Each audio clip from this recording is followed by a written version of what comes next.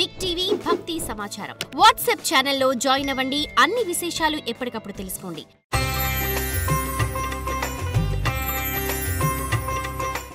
Big TV ప్రేక్షకులకు నమస్కారం. ఈరోజు విశేషం కార్యక్రమానికి సాదర స్వాగతం. ఈరోజు కార్తీక మాసం శుక్లపక్షం ద్వాదశి, దీన్నే క్షీరాబ్ది ద్వాదశి, చిల్కు ద్వాదశి, మదన ద్వాదశి, హరి ప్రబోధిని ద్వాదశి, యోగేశ్వర ద్వాదశి అని అంటూ ఉంటారు. ఈ రోజుకు చాలా ప్రత్యేకత ఉంది. శ్రీ మహావిష్ణువు మేల్కొన్న తరువాత తాను లక్ష్మీదేవి సహితంగా బృందావనానికి చేరుకుంటాడన్నది ప్రతీతి. దానికి తగ్గట్టుగానే ఈ రోజంతా కూడా ముని బృందారక సందోహంతో పాటుగా సకల దేవీ దేవతలు భక్తజనులు అంతా కూడా ఆ తులసి కోట వద్దకు చేరుకుంటారు. ఆ బృందావనం చెంత శ్రీహరిని ప్రీతిగా పూజిస్తారు, అర్చిస్తారు, సేవిస్తారు, తరిస్తారు. అయితే ఎవరైతే ఈ క్షీరాబ్ది ద్వాదశి రోజున శ్రీ మహావిష్ణువును ఎవరైతే ఉసిరికాయలతో తులసితో పూజిస్తారో, ఉసిరికాయ దీపం పెడతారో, ఉసిరికాయల దీపాన్ని దానం చేస్తారో వారికి అక్షయమైన పుణ్యఫలం కలుగుతుంది అన్నది ప్రతీతి. అలాగే శైవ సంప్రదాయాన్ని అనుసరించే వారు కూడా ఈ రోజున మారేడు దళాలు, బిల్వ దళాలు, మల్లెపూలతో శివుణ్ణి అభిషేకిస్తున్నా ఆరాధించినా కూడా విశేషమైన ఫలితం కలుగుతుంది అని కూడా చెప్తూ ఉంటారు. అయితే ఈ రోజుకు సంబంధించి ఎన్ని ప్రత్యేకతలు ఉన్నాయంటే మాటల్లో వర్ణించటం అసాధ్యం అన్నమాట. ఈ రోజున తులసి దామోదర వివాహం చేయటం అనేది సంప్రదాయం అనమాట. అంటే తులసి దామోదర వివాహం ఈ రోజున శ్రీ మహావిష్ణువు 4 నెలల చాతుర్మాస్యం తరువాత మేల్కొన్న సందర్భాన్ని పురస్కరించుకొని స్వామివారికి కళ్యాణం చేయటం అంటే లోక కళ్యాణం అన్నమాట. అంటే సమస్త దేవీ దేవతల ప్రత్యక్ష అనుభవాన్ని అందరూ అందుకోవటమే అన్నమాట. అయితే ఎంతో చక్కగా మన ఇంట్లో ఆడపిల్ల పెళ్ళి ఎంత ఘనంగా చేస్తామో అంతే ఘనంగా కూడా చక్కగా పందిరి వేసి పురోహితులను పిలిచి, పండితులను పిలిచి, బంధుబాంధవ్యులను అందరిని కూడా పిలుచుకొని ధాత్రి కళ్యాణం అంటారు. తులసి దామోదర వివాహాన్ని చాలా అద్భుతంగా వైభవపేతంగా సంప్రదాయాన్ని అనుసరించే వాళ్ళు చక్కగా చేస్తూ ఉంటారనమాట.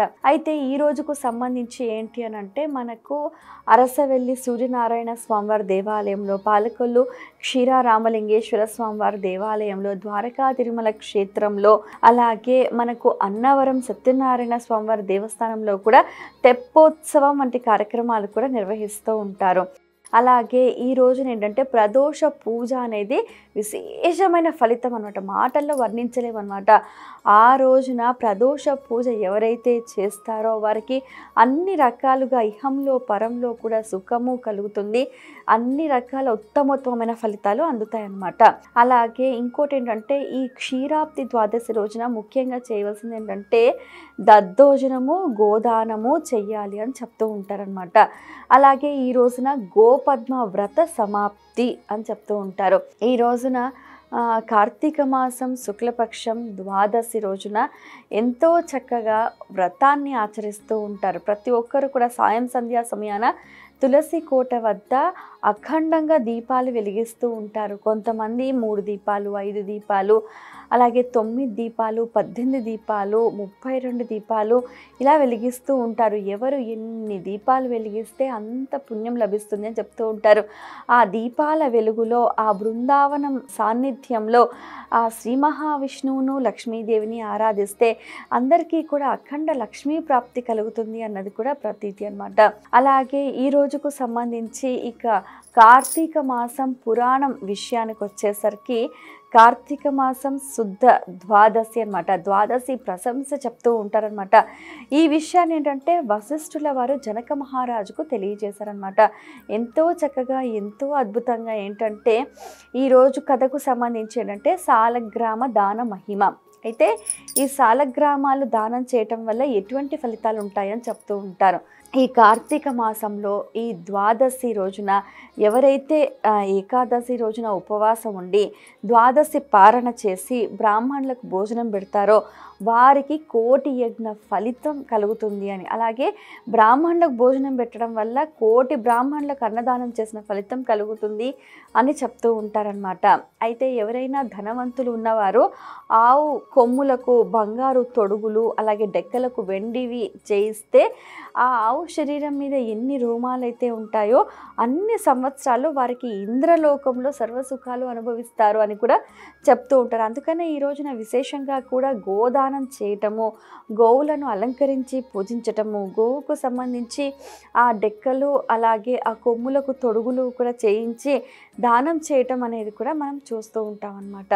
అలాగే ఇంకా ఏంటంటే కార్తీక మాసం శుక్లపక్షం ద్వాదశి రోజున యజ్ఞోపవీతంతో సహా బ్రాహ్మణులకు దక్షిణ తాంబూలాలు ఇవ్వటం వల్ల కూడా సర్వ సౌఖ్యాలు కలుగుతాయి అని చెప్తూ ఉంటారు. ఇలాగా ఈ రోజున స్త్రీ కానీ పురుషుడు కానీ యవ్వనం కానీ మధ్య వయస్కులు కానీ అసలు ఆచారం పాటించేవారు కానీ సంప్రదాయం పాటించని వారు కానీ అలాగే పతివ్రతలు కానీ పుణ్యస్త్రీలు కానీ అపవిత్రులని ఎవరైనా కానీ తెలుసో తెలియకో ఏ చిన్న పుణ్యకార్యం చేసినా కూడా అక్షయమైన ఫలితం కలుగుతుంది అని చెప్తుంటారు. కాబట్టి కార్తీక మాసంలో ప్రతి ఒక్క రోజు కూడా చాలా ప్రధానమైనది, ముఖ్యమైనది.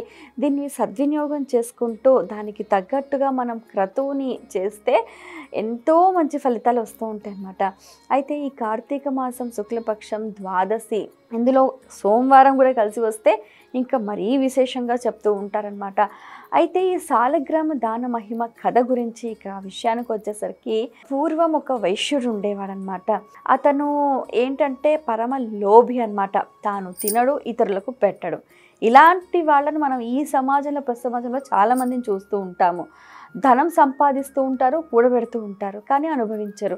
వారు తినరు, ఇంకోళ్ళకి పెట్టరు. అలా ములుగుతూ ఉంటుంది. ఏదో సౌకర్యాలని ఏర్పరచుకుంటారు అంతే. అయితే అలా చేయటం వల్ల ఏమవుతుంది, ధనం అనేది వడ్డీలకు ఇవ్వటం, వడ్డీల వాళ్ళని పీడించటం, ఈ ప్రక్రియ జరుగుతుంటుంది. అయితే అందులో ఒక అతను పాపం డబ్బులు లేక ఇవ్వలేక నేను ఇవ్వలేను, నీ రుణం ఎలా తీర్చుకోవాలి, కనీసం చచ్చైనా నీ గడపన పుట్టి రుణం తీర్చుకుంటాను అని అంటే ఆయన మాట వరుసకు చేయి చేసుకుంటాడు. దానికి అతని ప్రాణాలు పోతాయి.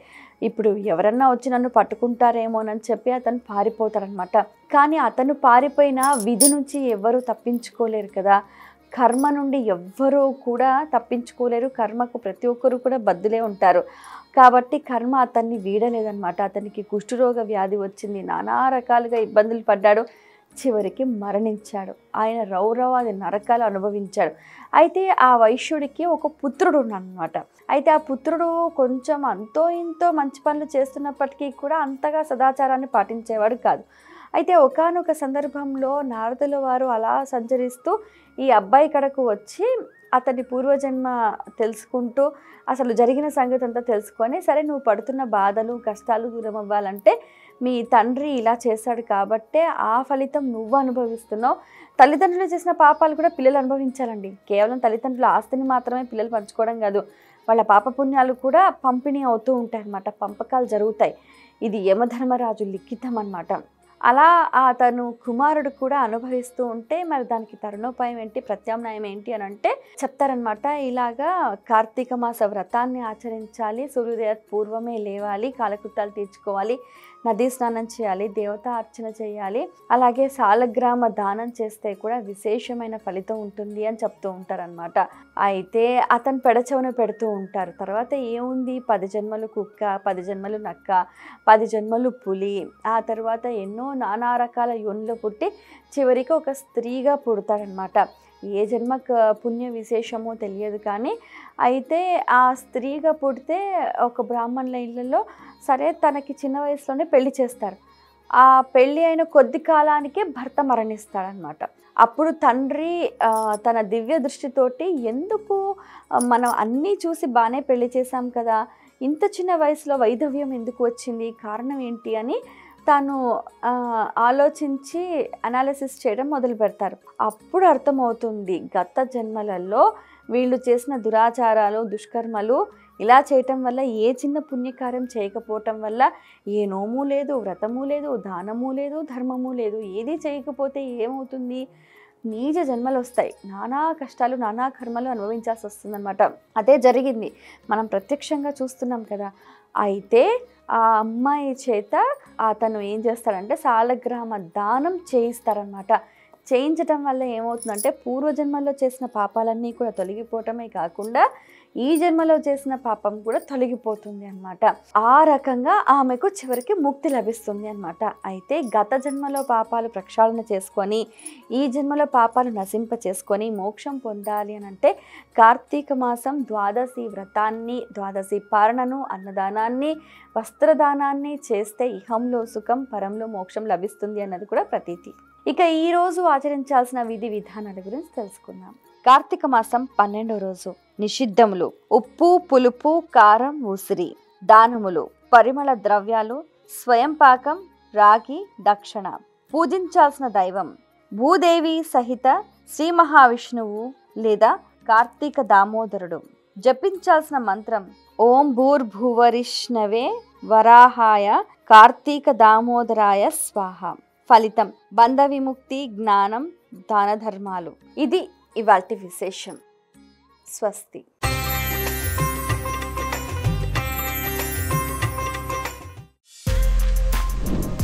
For more videos like this, subscribe Big TV channel.